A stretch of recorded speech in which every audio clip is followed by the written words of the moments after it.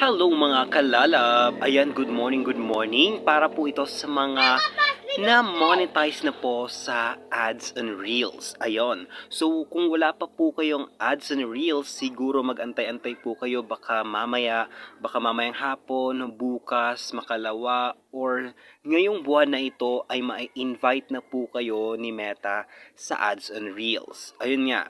So, napakaganda po ng ads on reels ngayon guys. Kasi nga, ayon nga sa update noong November 10, magiging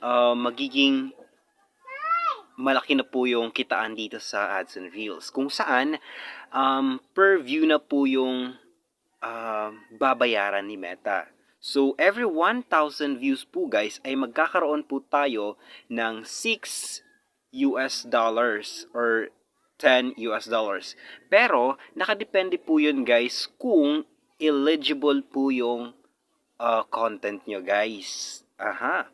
So, kaya ngayon, ang tips ko sa inyo guys ay gumawa kayo ng content na catchy, 'di ba? Catchy sa mga audience nyo, sa mga viewers nyo guys, and also gumawa po kayo ng engaging na content at saka may matututunan po yung mga viewers niya guys. Ayun.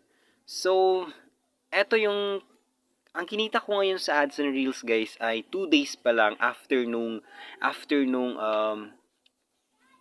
update ni Meta ay tumaas na po siya ng konti. Kahit papano guys ay tumaas naman.